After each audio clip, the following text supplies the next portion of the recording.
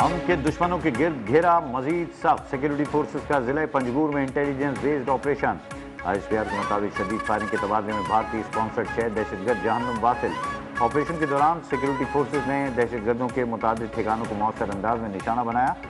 ہلاک دہشت گردوں سے اسلحہ، گولہ بارود، دیسی ساختہ بم اور ایک گاڑی برآمد۔ علاقے میں بھارتی اسپانسرڈ دہشت گردی کے خاتمے کے لیے کلیئرنس آپریشن جاری۔ ISPR کے مطابق عزم استحکام کے تحت دہشت گردی کے خلاف بلا تعطل کارروائیاں جاری رہیں گی۔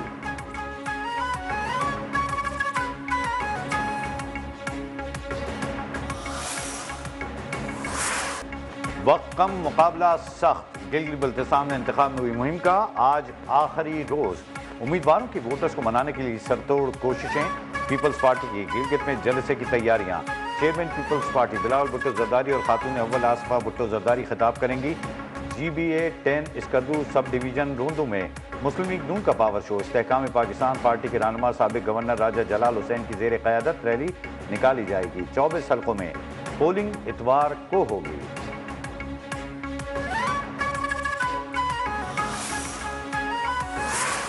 آپ فیصلہ کریں، اگر آپ کراچی کی طرح اسے اتنے حسین شہر کو کھنڈر دیکھنا چاہتے ہیں تو بھی راستہ اور فیصلہ آپ کے پاس ہے۔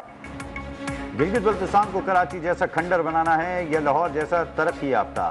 مسلم لیگ نون کے رہنما خواجہ سعد رفیق نے گلگت بلتستان کے عوام کو آپشن دے دیا۔ انتخابی جلسے سے خطاب میں کہا، سیاست دولت کا نام نہیں، خدمت کا نام ہے۔ گلگت بلتستان کے عوام کو کبھی مایوس نہیں کریں گے۔ وقت آ گیا ہے کہ اس خطے کو آئینی حقوق دیے جائیں۔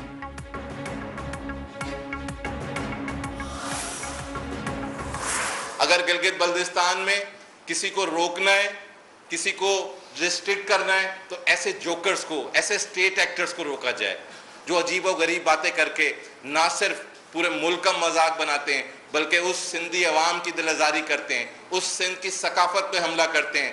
وہ سندھ جس نے سب سے پہلے ریزولوشن پاس کی پاکستان بننے کی، کیپٹن محمد صفدر روان صاحب کہیں یا کیپٹن محمد صفدر شریف صاحب کہیں یا میاں صفدر صاحب کہیں، جو بھی کہیں، ایسے لوگوں کو عوام سے دور رکھا جائے۔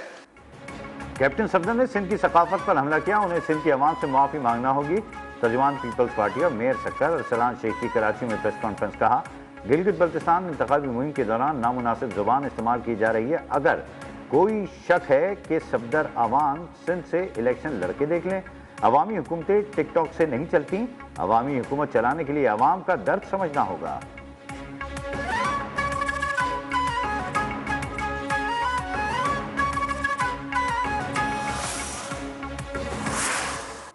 شیر کا نشان پاکستان کی ترقی کا نشان ہے اور شیر کا نشان گلگت بلتستان کی آنے والی ترقی، خوشحالی اور بہتری کا نشان ہے۔ عوام انہیں منتخب کریں جو اس علاقے کی ترقی کے ضامن ہے۔ مسلم لیگ نون اس علاقے کے مطالبات پورے کرنے کی اہل ہے۔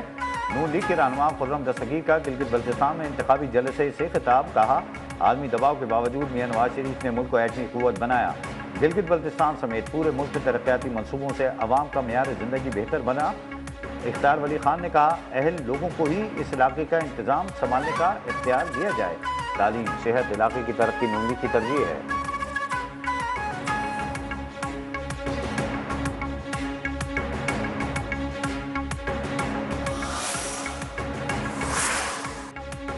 خرم دستگیر گلگت بلتستان کے انتخابات میں بوکھلاہٹ کے باعث کراچی اور لاہور کا ذکر کر رہے ہیں۔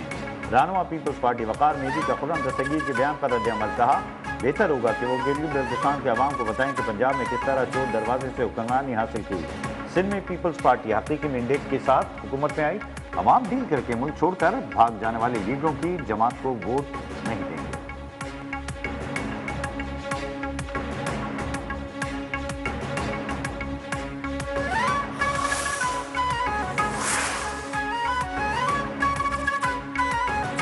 آزاد کشمیر قانون ساز اسمبلی کے انتخابات 27 جولائی کو ہوں گے۔ چیف الیکشن کمشنر نے شیڈول جاری کر دیا۔ انتخابی ضابطہ اخلاق فوری نافذ۔ سرکاری تبادلوں اور نئی تقرریوں پر پابندی برقرار رہے گی۔ ترقیاتی فنڈ اور سرکاری اعلانات محدود۔ کاغذات نامزدگی 9 جون سے 19 جون تک استعمال کرائے جا سکتے ہیں۔ 20 جون کو امیدواروں کی فہرست جاری کی جائے گی۔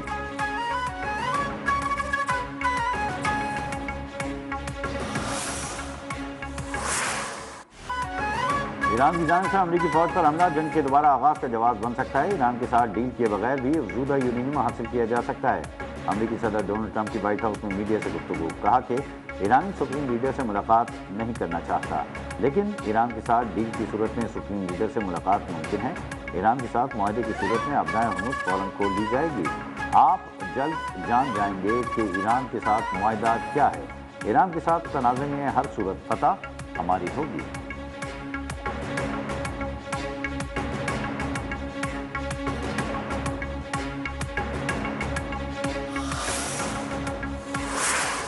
ڈونلڈ ٹرمپ دباؤ ڈال رہے ہیں کہ ہم شرائط مانیں۔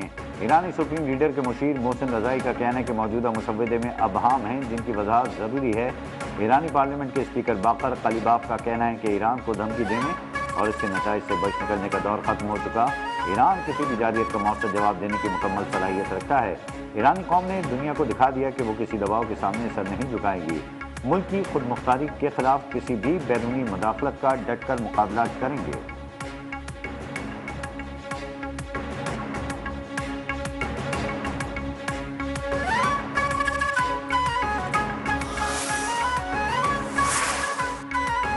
ایران جنگ کے دوران امریکی طیارہ بردار بحری جہاز آگ سے نقصان کی ویڈیو سامنے آ گئی۔ U S S Gerald Ford میں لگی آگ ابتدائی دعووں سے زیادہ تباہ کن نکلی۔ آگ سے فوجیوں کے رہائشی بنکر مکمل تباہ ہو گئے۔ جہاز پر سوار ایک سیلر نے امریکی ٹی وی کو بتایا کہ آتش زدگی کے بعد لگا کہ جہاز غرق ہو جائے گا۔ امریکی ٹی وی کا کہنا ہے کہ جنگی جہاز کی مرمت میں کم از کم 1 سال لگے گا۔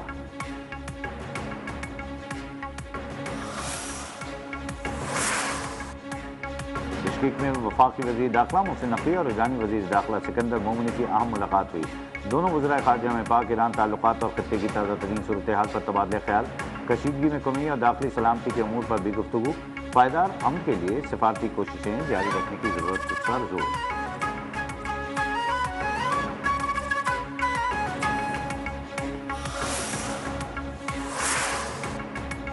پاکستان نے امریکہ ایران کے درمیان 1979 کے بعد اعلیٰ ترین سطح کے مذاکرات کی میزبانی کی۔ فیلڈ مارشل سعید عاصم منیر اور وزیر اعظم شہباز شریف نے سفارتی کوششوں کی قیادت کی۔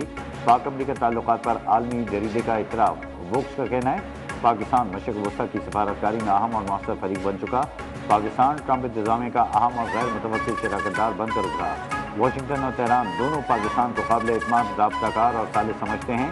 ڈونلڈ ٹرمپ نے پاکستان کے سفارتی کردار کی کھل کر تعریف کی۔ پاکستان نے عالمی تنازعات کے حل میں اپنی عالمی ساکھ اور اثر و رسوخ مزید مضبوط کیا۔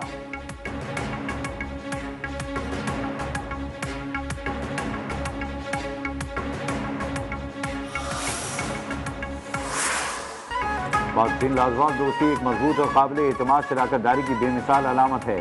پاک چین دوستی اسٹریٹجک تعاون، باہمی اعتماد، مشترکہ مفادات، طویل عرصے میں مشتمل شراکت داری پر قائم ہے۔ چینی جریدے گلوبل ٹائمز کے مطابق گزشتہ 75 سال سے عالمی سطح پر بدلتے حالات کے باوجود پاک چین دوستی انتہائی مضبوط ہے۔ پاکستان اور چین نے ہمیشہ مشکل وقت میں ایک دوسرے کا ساتھ دیا۔